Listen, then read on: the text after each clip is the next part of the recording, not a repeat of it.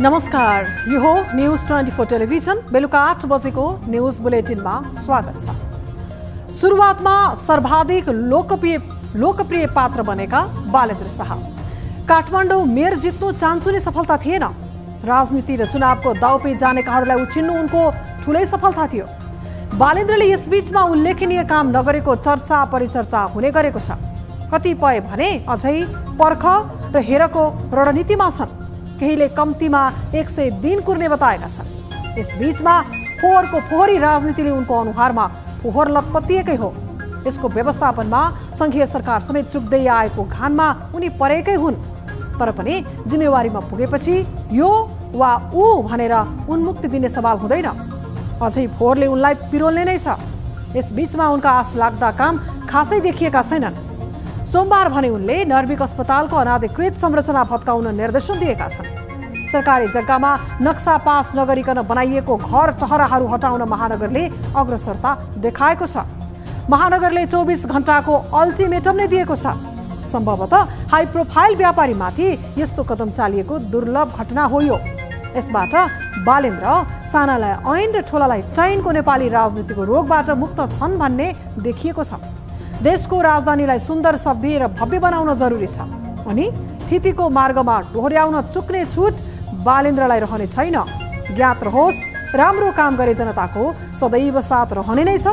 तर अपेक्षित प्रगति नभई काठमाडौँका जनता सबैभन्दा परिवर्तनशील छन्, चलायमान छन्। अब न्यूज बुलेटिनका हेडलाइन्स। सीट बाँडफाँडबारे सत्ता गठबन्धनभित्र औपचारिक छलफल सुरु। भागबण्डाको मापदण्ड र विधि तय गर्नै सकस। बढी भन्दा बढी सीटमा सबैको दाबी। सिटौलालाई बैठकको संयोजन गर्ने जिम्मेवारी दिएका छौँ। राजनीतिक दलहरूबीच चुनावी ध्रुवीकरण तीव्र। कांग्रेसले गठबन्धन बलियो बनाउँदै गर्दा एमाले टुटाउनेदेखि साना दलहरूलाई जुटाउने सम्मको रणनीतिमा। रूपमा भन्ने हो भने दुई पोलमा छ। यो दुई पोलको मध्ये एक पोलको नेतृत्व नेकपा एमाले गर्छ। काठमाडौँ महानगरले थाल्यो गैर कानुनी संरचना हटाउने अभियान। नर्विक अस्पतालको नक्सा पास नगरी बनाएको संरचना 24 घण्टाभित्र हटाउन निर्देशन।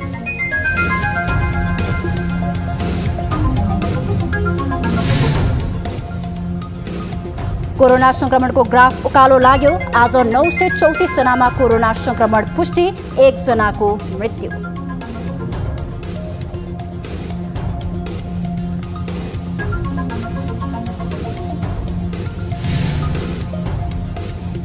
र नेपाली राष्ट्रिय क्रिकेट टिमको मुख्य प्रशिक्षकमा भारतका मनोज प्रभाकर नियुक्त।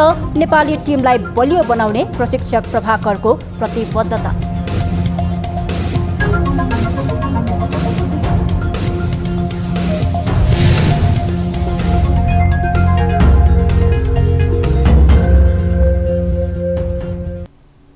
हामी निरन्तर न्यूजमा छौं। आगामी निर्वाचनमा पनि तालमेल गरेर जाने निर्णय गरेको 5 दलीय सत्ता गठबन्धनबीच सीट बाँडफाँडबारे छलफल सुरु भएको छ। प्रधानमन्त्री निवास बालुवाटारमा सोमबार बसेको चुनावी तालमेल सम्बन्धी कार्यदलको बैठकमा सीट भागबण्डाको विधि र मापदण्डबारे छलफल भए पनि सहमति भने हुन सकेन। प्रतिनिधि सभामा 165 र प्रदेश सभामा 330 निर्वाचन क्षेत्रको सीटमा बाँडफाँडको प्रारूप तयार पार्ने बारे प्रारम्भिक छलफल भएको हो। बैठकले कार्यदलको संयोजकमा कृष्ण प्रसाद सिटौलालाई चयन गरेको छ। यसलाई व्यवस्थित बनाउनका निमित्त हामीले एउटा संयोजक तय गरेका छौँ। आजको बैठकले नेपाली कांग्रेसका पूर्व महामन्त्री कृष्ण प्रसाद सिटौलालाई बैठकको संयोजन गर्ने जिम्मेवारी दिएका छौँ। सोमबारको बैठकमा सबै दलहरूले आफ्नो पार्टीको दाबी प्रस्तुत गरेका थिए। सिट बाँडफाँडको खाका बनाएर सत्ता गठबन्धनको शीर्ष नेताहरूलाई बुझाउने कार्यदलको योजना छ। साउन मसान्तभित्र सिट बाँडफाँडको मोडालिटी सहित सुझाव दिने गरी गठबन्धनले कार्यदल बनाएको थियो। कार्यदलमा कङ्ग्रेसबाट सिटौला सहित गगन थापा, ज्ञानेन्द्र बहादुर कार्की रहेका छन्। माओवादी केन्द्रबाट वर्षमान पुन, जनार्दन शर्मा, एकीकृत समाजवादीबाट प्रमेश हमाल र बेदुराम भूषाल, जसपाबाट रामसाय यादव र रकम चेम्जोङ तथा जनमोर्चाबाट हिमलाल पुरी र आनन्द शर्मा रहेका छन्। कार्यदलको अर्को बैठक 26 गते बिहिबार बस्नेछ। नेकपा एमालेका महासचिव शङ्कर पोखरेलले संसद जोगाइराख्ने मान्यताका आधारमा संसद विघटन नभएको र संसदको भूमिका निष्क्रिय हुनुपर्ने बताएका छन्। सोमबार विराटनगरमा सञ्चारकर्मीहरूसँग महासचिव पोखरेलले पटक पटक संसद विघटनको पीडाबाट गुज्रिएका राजनीतिक पार्टीहरू भएकोले संसद जोगाउँदा सङ्कटबाट जोगिन सकिन्छ भन्ने मान्यता रहेको बताएका छन्। उनले निर्वाचनको मिति घोषणा भइसकेपछि संसदको क्रियाकलाप जारी राख्नु गलत भएको पनि बताए। जीवित राख्ने कुरा त संविधानको प्रबन्ध हो, तर अब संसद चुनावको घोषणा भइसकेपछि संसदीय क्रियाकलाप जारी राख्ने कुरा चाहिँ उचित हुँदैन। महासचिव पोखरेलले महाभियोग गलत नियतले ल्याइएको भन्दै राजनीतिक स्वार्थका लागि भएको सामूहिक सौदाबाजीमा प्रधान न्यायाधीशसँगै प्रधानमन्त्री पनि दोषी हुनुपर्ने बताएका छन्। उनले महाभियोगको प्रक्रिया सुरु भइसकेकोले यसमा एमालेले सक्रियताका साथ छलफलमा बस्ने बताएका छन्। महासचिव पोखरेलले अदालतभित्र विकृति र विसङ्गति रहेकोले यसलाई सुधार गर्नु अहिलेको आवश्यकता भएको बताउँदै अदालतका फैसलाहरू र क्रियाकलापहरू जनताको नजरमा राम्रो नभएको बताएका छन्। गृह मन्त्रालयले अपमानजनक शब्द प्रयोग गरी नागरिकता जारी नगर्न र यसअघि जारी भएका नागरिकता पनि सम्बन्धित व्यक्तिले सच्याउन चाहे सच्याइदिन जिल्ला प्रशासन कार्यालयहरूलाई निर्देशन दिएको छ।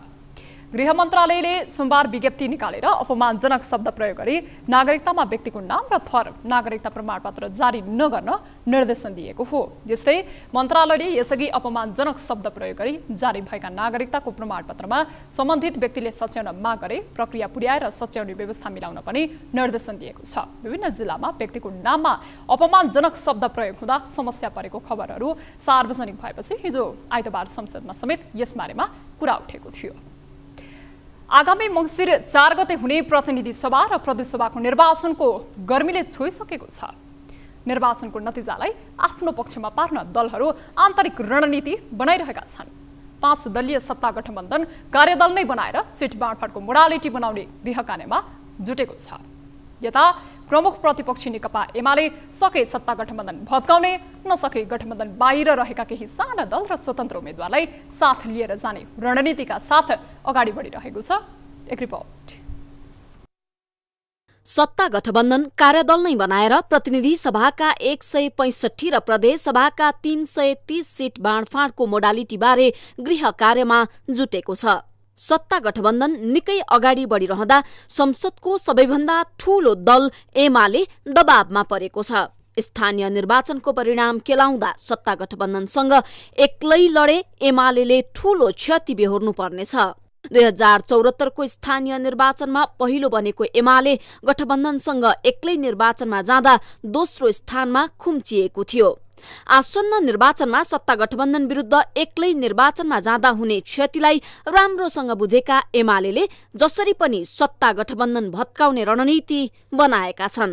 आसन्न निर्वाचनमा सत्ता गठबन्धन विरुद्ध एक्लै निर्वाचनमा जाँदा हुने क्षतिलाई राम्रोसँग बुझेको एमालेले जसरी पनि सत्ता गठबन्धन भत्काउने रणनीति बनाएको छ। होइन, जाँदा कुनै ठाउँमा भोलि काम गर्दै जाँदाखेरि तालमेल होला, कोही अब प्रदेशमा होला, स्वतन्त्र होला, सामाजिक व्यक्तित्वहरू होलान्।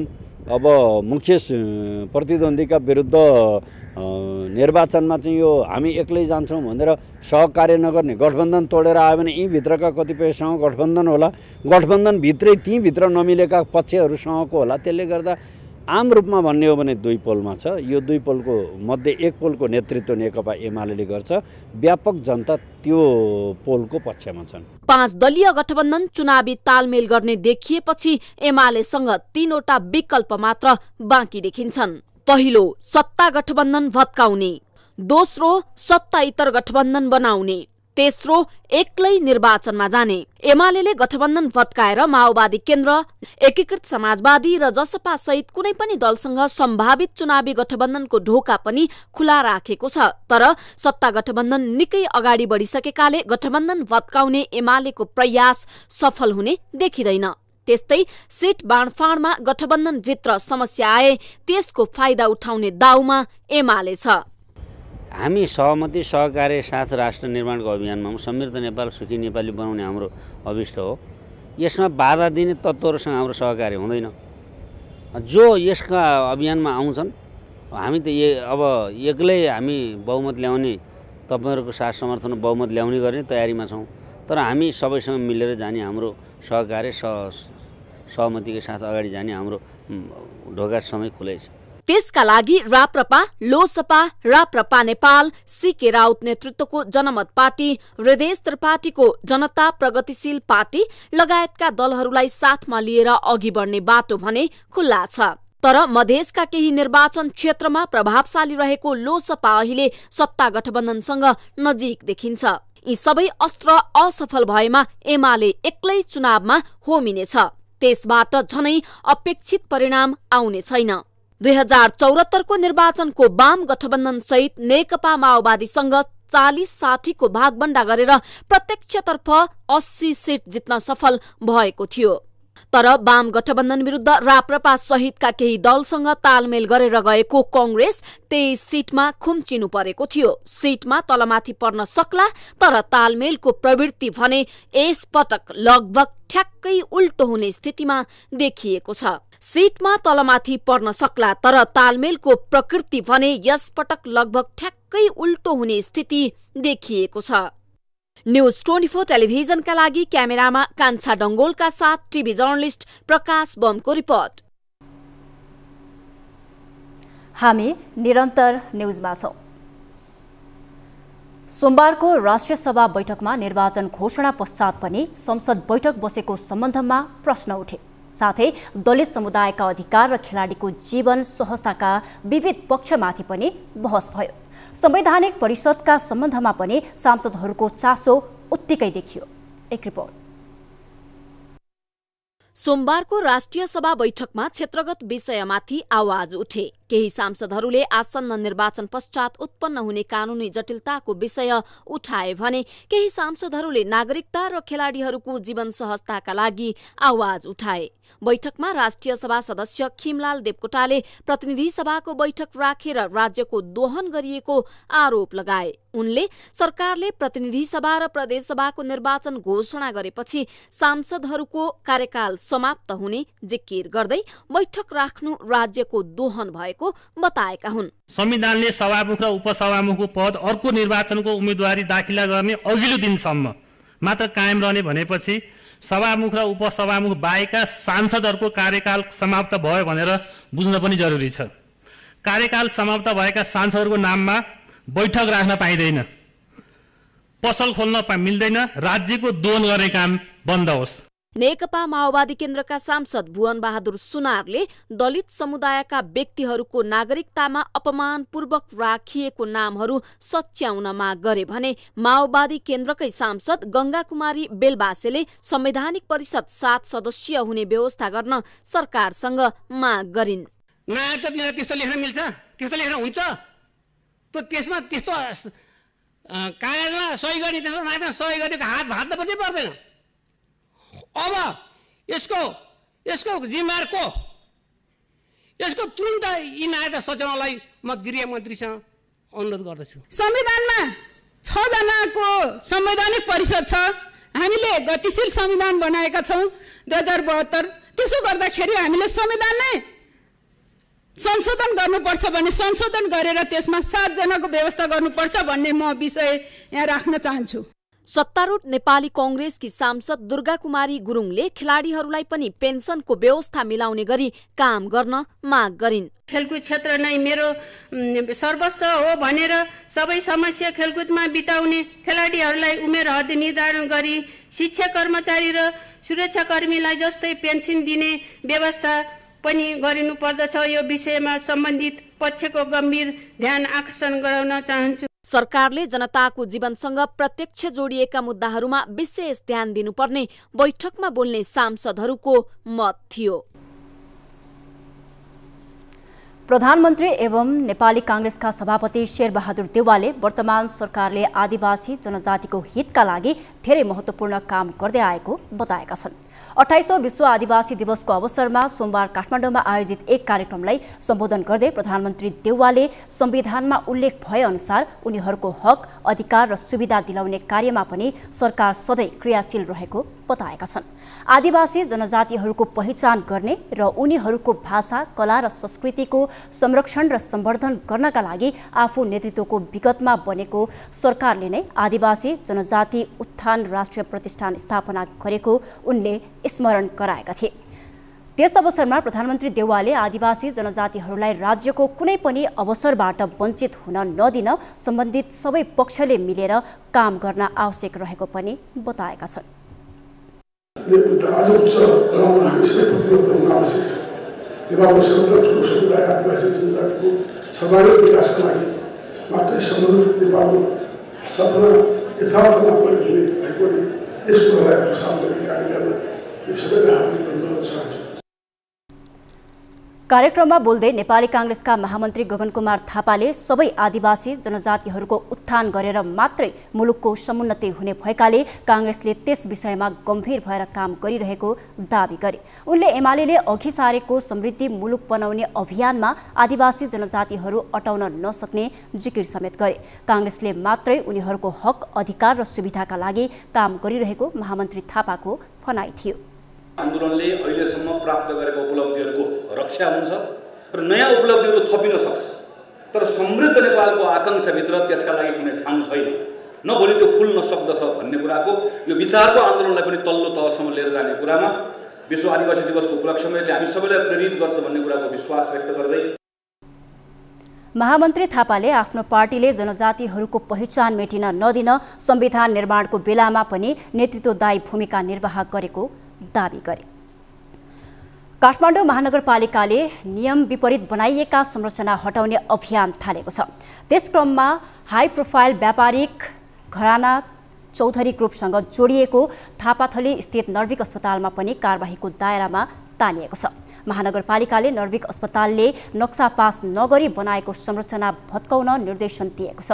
मेयर बालेन्द्र शाहले सरकारको नाममा रहेको जग्गामा नक्सा पास नगरी घर टहरा बनाएकोले सो भत्काउन निर्देशन दिएका हुन्। महानगरले नर्विक अस्पताललाई 24 घण्टाभित्र सरकारसँग लिजमा लिएको जग्गामा बनाइएका टहरा हटाउन निर्देशन दिएको हो।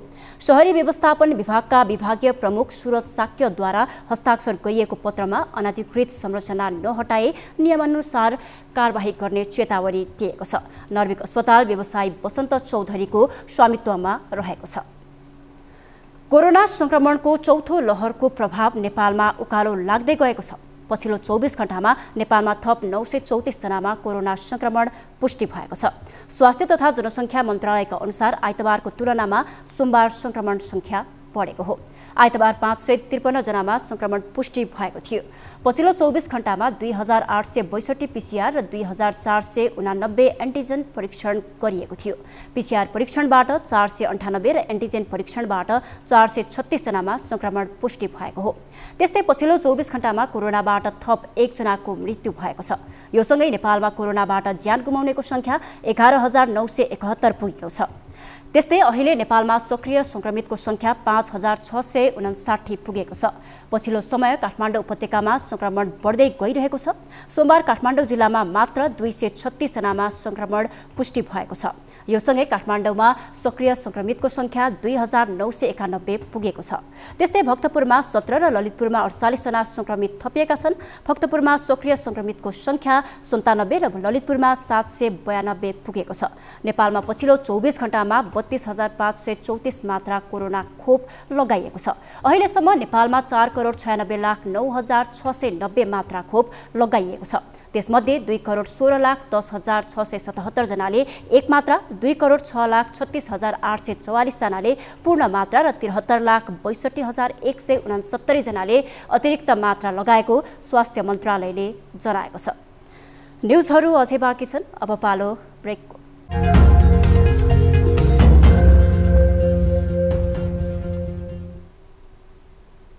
हामी निरन्तर न्यूजमा छौं। भारतमा कोरोना संक्रमण बढ्न थालेसँगै नेपालको पूर्वी नाका काकरभिट्टामा दैनिक जसो कोरोना संक्रमित फेला पर्न थालेका छन्। 1 महिना यता काकरभिट्टा हुँदै भारतबाट नेपाल प्रवेश गर्ने मानिसमा दैनिक 5 देखि 20 जनासम्ममा संक्रमण पुष्टि हुने गरेको छ। तर नाकामा उच्च स्वास्थ्य सावधानी अपनाइएको भनिए पनि संक्रमणको तुलनामा त्यो पर्याप्त देखिएको छैन। एक रिपोर्ट।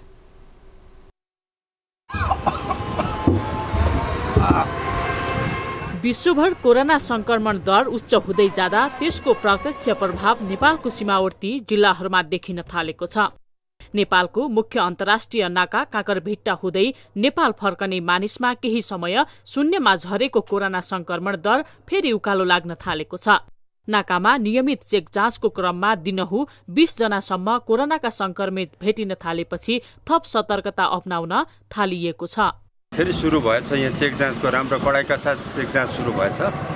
यो चाहिँ राम्रो पक्ष हो, किनभने वैदेशिक क्षेत्रबाट आउनेहरूका लागि यो चाहिँ अति आवश्यक पनि छ, किनभने यो बढ्दो मात्रामा छ, कोभिडको संक्रमण बढ्दो छ। त्यसैले यो एकदम राम्रो लाग्यो हामीलाई यो चेक गरेको छ। आँखा नाक कानको उपचार उत्कृष्ट रहेको भन्दै दैनिक सयौंको संख्यामा भारतीय नेपाल आउने गरेका छन्। त्यस्तै रोजगारीका लागि पनि भारतीय सयौंको संख्यामा नेपाल आउने गर्दछन्। भारतमा रोजगारी एवं अन्य कामले गएकाहरू पनि दैनिक सयौंको संख्यामा फर्कने गरेका छन्। संक्रमण बढ्दै जाँदा नाकामा स्वास्थ्य सम्बन्धी उच्च सतर्कता अपनाइएको छ। अब टाढाबाट आउने मान्छेहरूलाई चाहिँ यहाँ अगाडि स्क्रिनिङमा अब कहाँबाट आउनु भएको होइन, कति दिन बसेर त्यो ठाउँबाट आउनु भएको भनेर अब सिम्टम्सहरू छ कि छैन भनेर आइडेन्टिटीहरू चेक गरिन्छ, सोधिन्छ। अनि टाढाबाट अब यस्तै टाढा आसाम दिल्लीबाट टाढाबाट आउनु भएको छ भने चाहिँ एन्टिजेनको लागि पठाइन्छ। अब रहेछ भने चाहिँ अहिलेको लागि चाहिँ इन्डियनहरूलाई चाहिँ घरै पठाउने कोसिस छ। अब नेपालकै हुनुहुन्छ भने चाहिँ पहिला अब कि घरै यो मान्छेलाई बोलाएर आफ्नो मान्छेलाई बोलाएर घरै पठाउने कि अलिक अवस्था गम्भीरै छ भने चाहिँ हस्पिटलहरूतिर लाने छ।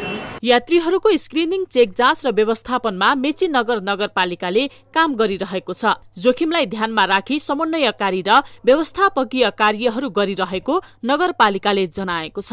काकरभिट्टामा विगतदेखि नै चलाइआएको होल्डिङ चाहिँ यो के अरे यो हेल्प डेस्कहरू लगायतका क्षेत्रलाई अलि चुस्त राख्नका लागि, अलि व्यवस्थित राख्नका निम्ति आवश्यक व्यवस्थापन गर्नका निम्ति निर्देशन गरिएको बमोजिम अहिले हामीले चाहिँ काकरभिट्टामा राम्रै व्यवस्थापन गरिरहेका छौँ भन्ने लाग्छ। पूर्वी नाका काकरभिट्टा बाहेक पनि झापाको 143 किलोमिटर नाकाबाट मानिसहरूको निर्बाध आवत जावत हुन्छ। नेपाल भारत सहज आवत जावत हुँदा संक्रमण फैलिने खतरा जीवन्त रहने गरेको छ। नेपालको पूर्व दक्षिण र पश्चिमतिरको खुल्ला सिमाना यस्ता संक्रमणहरूको बेला समस्या बन्ने गरेका छन्। न्यूज 24 टेलिभिजनका लागि झापाबाट टिभी जर्नलिस्ट युवराज आचार्यको रिपोर्ट। सगरमाथा लोकमार्ग अन्तर्गतको महुरे फोक्सिङटार सडक कालोपत्रेको काम अलपत्र परेको छ। राष्ट्रिय गौरवको आयोजनामा पारिएको गाईघाट दिक्तेल सडकको महुरे फोक्सिङटार 49 किलोमिटर सडक कालोपत्रेको कार्य सुस्त बनेको हो। निर्माण कम्पनीको ढिला सुस्तीका कारण कालोपत्रे भइसक्नु पर्ने बेला सडकमा वर्षामा हिलाम्मे र हिउँदमा धुलो उड्ने गरेको छ। सम्झौताको म्याद गोजिँदा समेत सडक कालोपत्रे नहुँदा स्थानीयहरूले शास्ति खेप्न बाध्य बनेका छन्। एक रिपोर्ट। सगरमाथा राजमार्ग अन्तर्गत महुरे फोक्सिङटार सडक खण्ड 2077 साल असारमा पूरा गर्ने गरी विभिन्न कम्पनीहरूले ठेक्का लिएको भए पनि सडक कालोपत्रेको काम अल्पत्र अवस्थामा छ। महुरे फोक्सिङटार सडक खण्ड अन्तर्गत महुरेदेखि राजापानी सिम्पानी 22 किलोमिटर सडक कालोपत्रेको काम भारत कन्स्ट्रक्सन सिद्धिशाही जेभीले जिम्मा लिएको थियो। यस्तै सिम्पानी भन्ज्याङदेखि फोक्सिङटार 27 किलोमिटर खण्डको ठेक्का देवनारायण पवन मैनाचुली खाम्पाचे जेभीले जिम्मा लिएको थियो। तर निर्माण कार्य भने 2 वर्षदेखि अल्पत्र अवस्थामा छ। हामीलाई मात्रै नभएर हामी नेपालभरिको जनताहरूलाई चाहिँ नि एकदम शास्ति भोग्नु खेप्नु परेको छ। अब बाटोको हालत यस्तो हेरिहाल्नु भयो। यो ठेकेदारको कमजोरी भनौँ कि नेपाल सरकारको कमजोरी भनौँ त्यो थाहा भएन होइन। र पनि अब यो म्याद गएको पनि 2 वर्ष नागिसक्यो। यो बाटोको हालत त्यस्तो छ। भारत कन्स्ट्रक्सन सिद्धिशाही जेभीले 29 असार 2077 भित्र सम्पन्न गर्ने शर्तमा 2073 असार 30 गते महुरे राजापानीको सिम्पानी सडक 41 करोड 50 लाख लागतमा ठेक्का लिएको थियो।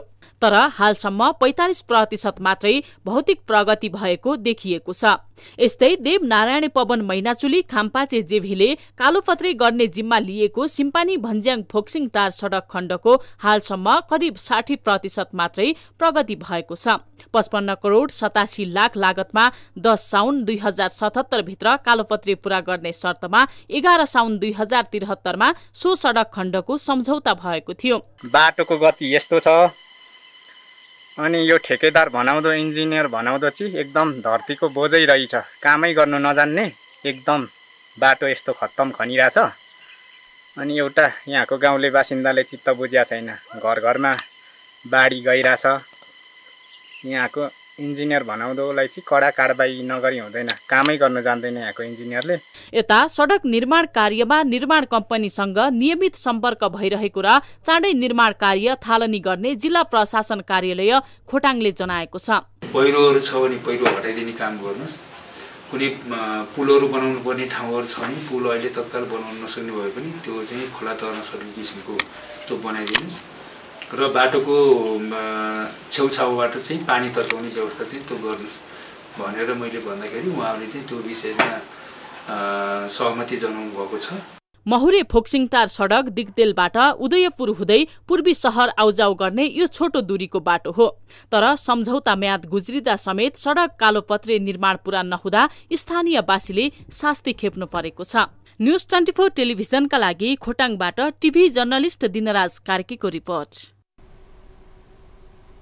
निजगढ नगरपालिकाका प्रमुख प्रशासकीय अधिकृत सुमन कुमार कार्कीलाई कार्यालयमा हाजिरी गराउनु पर्ने माग गर्दै कार्यपालिका सदस्यहरूले तालाबन्दी गरेका छन्। संघीय मामिला तथा स्थानीय विकास मन्त्रालयबाट सरुवा थमौती भएर निजगढ आएका अधिकृत कार्कीलाई नगर प्रमुखले हाजिर नगराउने अडान लिएपछि उनीहरूले नगर प्रमुख र उपप्रमुखको कार्यकक्षमा तालाबन्दी गरेका हुन्। उनीहरूले नगर प्रमुख र उपप्रमुखको कार्यकक्षको ढोकामा मागपत्र समेत टाँसेका छन्।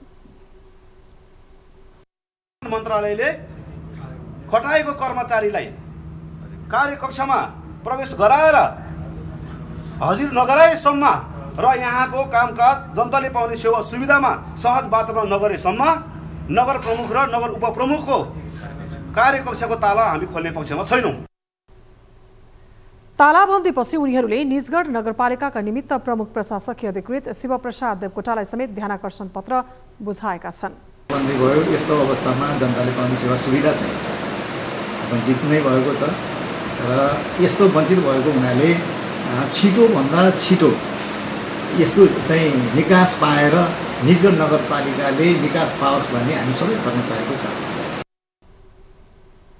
संघीय मामिला तथा स्थानीय विकास मन्त्रालयको साउन 11 गतेको निर्णय अनुसार बाराको पचरौता नगरपालिकामा सरुवा भएका प्रमुख प्रशासकीय अधिकृत कार्की सो निर्णय उल्ट्याउँदै फेरि निजगढमा नै फर्किन लागेपछि नगरपालिकामा विवाद सृजना भएको हो। कार्कीको स्थानमा मकवानपुरको थाहा नगरपालिकाबाट सरुवा भएर निजगढ आएका हरिलाल पुरीले कार्यालयमा उपस्थित भएर हाजिरी समेत गरिसकेको अवस्थामा मन्त्रालयले कार्कीलाई फेरि निजगढमा नै थमौती गरेको हो। उनी यसअघि पनि मन्त्रालयको सरुवा निर्णय 4 पटकसम्म उल्ट्याएर निजगढमा बस्दै आएका थिए। हामी निरन्तर न्यूजमा छौं।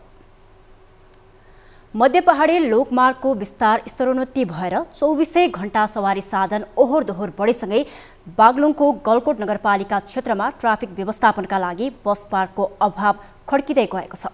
गलकोट नगरपालिकाको केन्द्र रहेको हटिया बजार क्षेत्रमा बस पार्क नहुँदा प्रहरीले वैकल्पिक ट्राफिक व्यवस्थापन गरिरहनु परेको छ। एक रिपोर्ट।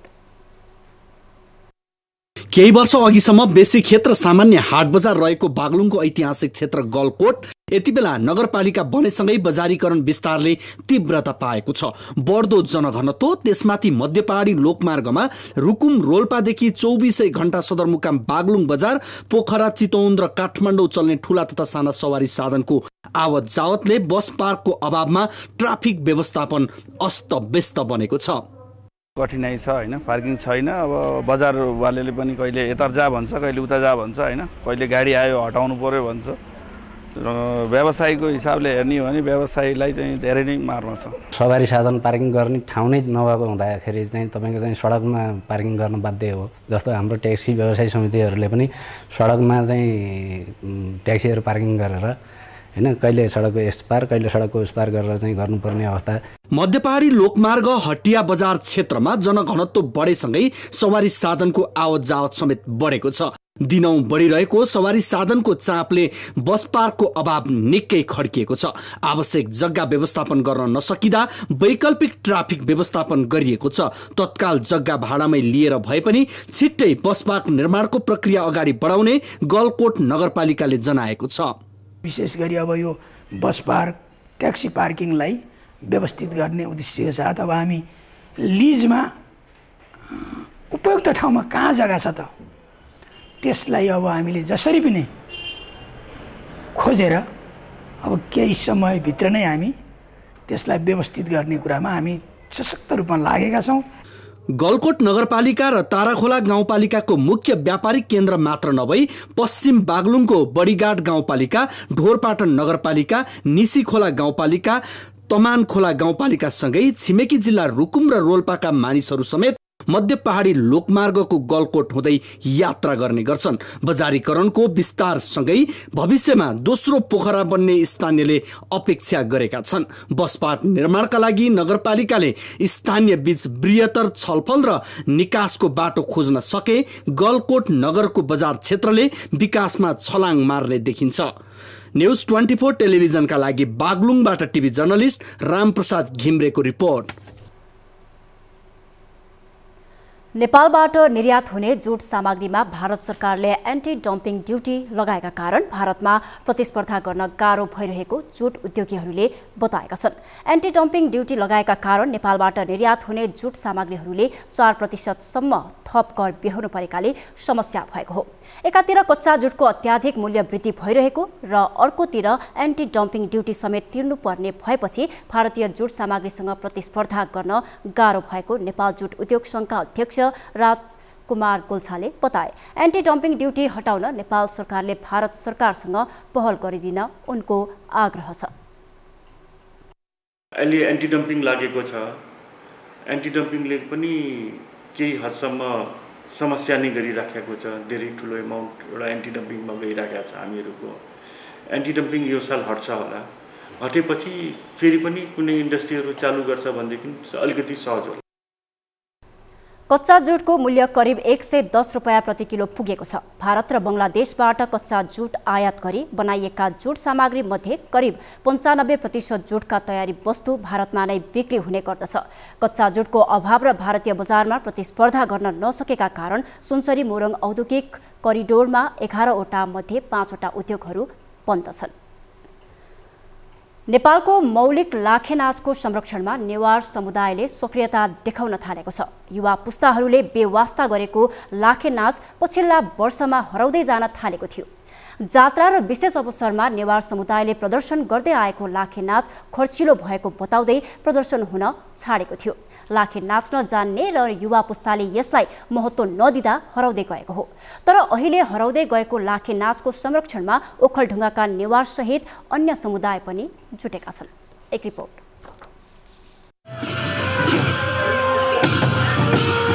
ओखलढुङ्गाका नेवार समुदाय आफ्नो संस्कृति संरक्षणमा जुटेका छन्। परापूर्व कालदेखि मनाउँदै आएको लाखे पर्वलाई निरन्तरता दिँदै नेवार समुदाय आफ्नो संस्कृति जोगाउन जुटेका हुन्।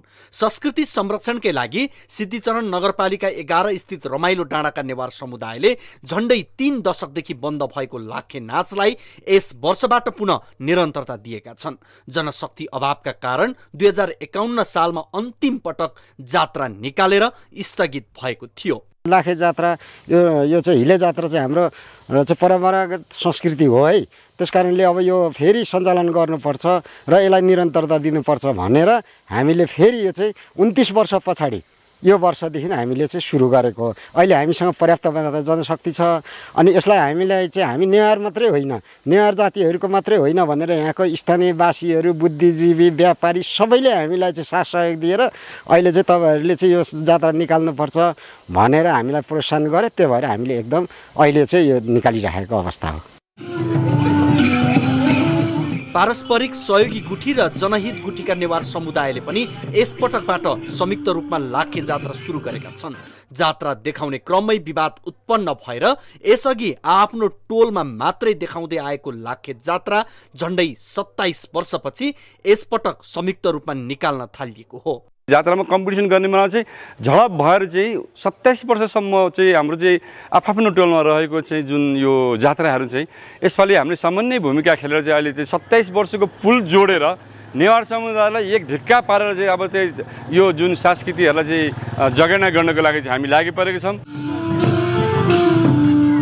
यो पर्वमा लाखे जात्राका साथै रोपाई जात्रा, गाई जात्रा, कृष्ण जन्माष्टमी लगायतका जात्रा देखाउने चलन रहिआएको छ। श्रावण महिनाको झण्डै दोस्रो साताबाट सुरु हुने लाखे नाचमा ढोल झ्याम्टा लगायतका बाजा गाजा बजाएर जातीय संस्कृति र परम्परा अनुसारको प्रदर्शन गर्दै बजारको परिक्रमा गर्ने चलन छ। टाकर्णको दिनदेखि सुरुवात गरेर कृष्ण अष्टमी कृष्ण भगवानको जन्म भएपछि यसको समाप्ति हुन्छ र यो बीचमा चाहिँ लाखे जात्रा प्रदर्शन गरेर बाजा गाजाका साथ रक्षाबन्धन नागपञ्चमीका दिन प्रदर्शन हुन्छ र गाई जात्राका दिन जो दिवंगत आत्मामा दिवंगत हुने व्यक्तिहरूको नाममा गाई जात्रा निकालिन्छ र केही इच्छा हुने व्यक्तिहरूको घर परिवारबाट उहाँको जन्मेकोदेखि मृत्युसम्मको कथालाई रामायण पनि निकाल्ने प्रचलन छ।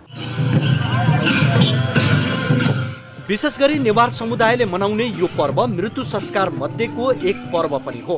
नेवार समुदायको पर्व भए पनि यति बेला जिल्ला स्थित सबै समुदायका नागरिकले यसलाई प्राथमिकता दिएका छन्। बाल बालिकादेखि वृद्ध वृद्धासम्म यो पर्वमा रमाउने गरेकाले यसको छुट्टै रौनक देखिएको छ। न्युज 24 टेलिभिजनका लागि ओखलढुङ्गाबाट टिभी जर्नलिस्ट राज दयालको रिपोर्ट।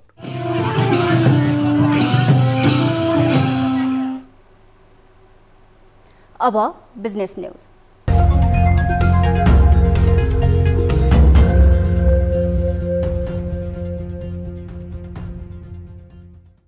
गैर आवासीय नेपाली संघका संस्थापक अध्यक्ष उपेन्द्र महतोले विदेशी लगानी भित्र्याउन कर्मचारी तन्त्र बाधक भएको बताएका छन्। काठमाडौँमा दायित्वको नीति संवादमा संस्थापक अध्यक्ष महतोले कर्मचारीको बारम्बार हुने सरुवाले वैदेशिक लगानी आउन कठिन भएको बताएका हुन्। कम से कम विदेशी लगानी गर्ने ठाउँहरूका उपसचिव, सहसचिव र सचिव 2 वर्ष कम्तीमा एक ठाउँमा बस्छ भनेर चाहिँ 5 वर्षमा एउटा एक्सपेरिमेन्ट गरिदियोस्। म अहिले नै तपाईलाई ग्यारेन्टी गर्छु मिनिमम 30-40% टु 50% चाहिँ विदेशी लगानी बढ्छ। प्रत्यक्ष वैदेशिक लगानी भित्र्याउन राहत प्याकेज प्रचार प्रसार आवश्यक रहेको छ भनी एकल बिन्दु सेवा केन्द्रको औपचारिक थालनीले थप मद्दत गर्ने बताइएको छ। विदेशी लगानीलाई आकर्षण गर्नलाई एक किसिमले आयो त्यो चाहिँ फिटा र त्यो भित्र एनआरएललाई पनि विदेशी लगानीकर्ताको रूपमा राखियो भने अब फेरि त्यो बिचमा चाहिँ क्रिएट भयो फन्ड भने चाहिँ अब फन्ड ल्याउनलाई साना साना सबै अरूको पनि भनौँ न ठुला लगानीकर्ता नभएर साना साना लगानीकर्ताको पनि एकमुष्ट पाउन पर्यो र थोरै पनि राख्न पाउनु पर्यो भन्ने विषयमा चाहिँ अब यो त ऐनमै एमेन्डमेन्ट गर्नुपर्छ जस्तो मलाई लाग्छ। विदेशी लगानीकर्ताले कमाएको पैसा ल्याउन समस्या नभएको तर्क गरिएको छ। गैर आवासीय नेपालीका लागि विनियमावली परिमार्जन गरेर संशोधन गर्न समेत तयार भएको उल्लेख छ। विदेशी लगानीकर्ताको रूपमा रहेका एनआरएन भनौँ न हामी एनआरएनको ऐन अन्तर्गत रहेका यसमा नयाँ नागरिकताको कुरा गर्नुभयो जोसुकैले पनि म बमबहादुर मिश्र विदेशी लगानी विदेशमा बसेको छु र विदेशमा कमाएको छु भने त्यो विदेशमा कमाएको पैसा चाहिँ नै यहाँ ल्याएर लानमा कुनै समस्या रहेको छैन। यो कुरा मैले अनुरोध गर्न चाहे। विदेशी लगानीकर्ताले न्यूनतम 5 करोड लगानी गर्न पाउने प्रावधानलाई 2 करोड रुपियाँमा झारिएको छ। यो विषय राजपत्रमा आउन भनी अझै बाँकी छ।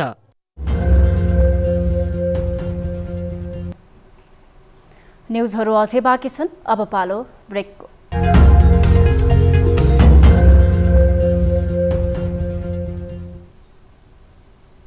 हामी निरन्तर न्युजमा छौं। अब स्पोर्ट्स न्युज।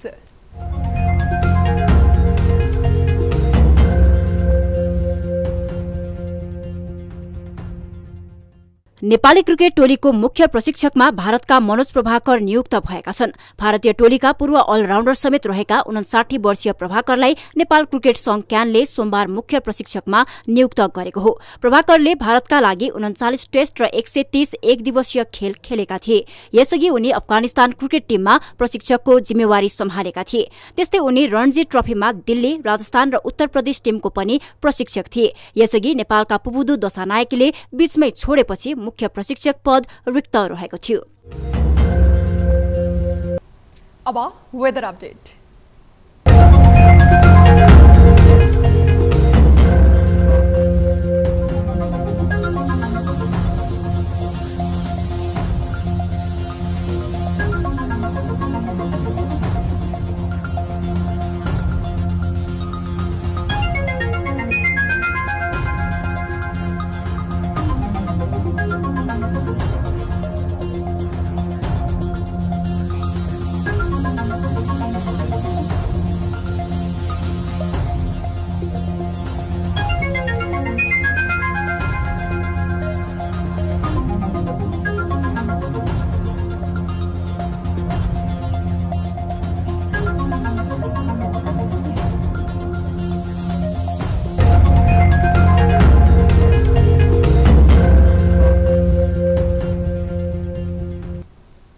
अब न्यूज बुलेटिनको अन्त्यमा पुनः हेडलाइन्स। सीट बाँडफाँडबारे सत्ता गठबन्धनभित्र औपचारिक छलफल सुरु। भागभण्डाको मापदण्ड र विधि तय गर्नै सकस। बढी भन्दा बढी सीटमा सबैको दाबी। कृष्ण प्रसाद सिटौलालाई बैठकको संयोजन गर्ने जिम्मेवारी दिएका छौँ। राजनीतिक दलहरूबीच चुनावी ध्रुवीकरण तीव्र। कांग्रेसले गठबन्धन बलियो बनाउँदै गर्दा एमाले जुटाउनेदेखि साना दलहरूलाई जुटाउने सम्मको रणनीतिमा। आम रूपमा भन्ने हो भने दुई पोलमा छ। यो दुई पोलको मध्ये एक पोलको नेतृत्व नेकपा एमाले गर्छ। काठमाडौँ महानगरले थाल्यो गैर कानुनी संरचना हटाउने अभियान। नर्वेक अस्पतालको नक्सा पास नगरी बनाइएको संरचना 24 घण्टाभित्र हटाउन निर्देशन।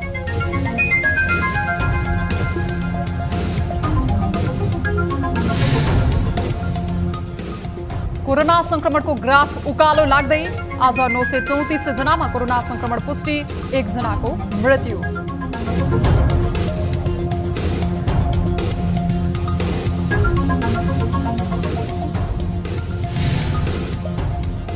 र नेपाली राष्ट्रिय क्रिकेट टिमको मुख्य प्रशिक्षकमा भारतका मनोज प्रभाकर नियुक्त। नेपाली टिमलाई बलियो बनाउने प्रशिक्षक प्रभाकरको प्रतिबद्धता।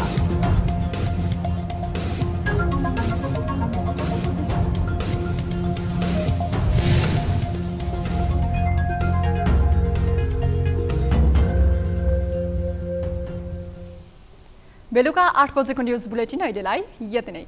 जाँदा जाँदै ताली र गालीका लागि हामीले सोधेको प्रश्न। प्रधानमन्त्री शेरबहादुर देउवाले सत्ता गठबन्धनमा सामेल हुन लोकतान्त्रिक समाजवादी पार्टीलाई गरेको आग्रह सो पार्टीका नेताहरूले स्वीकार गर्छन् भन्नेले तालीमा र गर्दैनन् भन्नेले गालीमा। हाम्रो पात्रको एप्लिकेसनमा गई भोट गर्न सक्नुहुनेछ। थप न्यूजका लागि हाम्रो वेबसाइट www.news24nepal.com हेर्नुहोला। साथै हामीलाई फेसबुक, ट्विटर र युट्युबमा पनि फलो गर्न सक्नुहुनेछ। यस्तै मोबाइल, भाइबर र इमेलबाट 24 हेल्प डेस्कमा कुनै समस्या या गुनासो छन् भने सम्पर्क गर्न सक्नुहुनेछ। अहिलेलाई बिदा दिनुहोस्। हामी निरन्तर न्यूजमा छौँ। नमस्ते।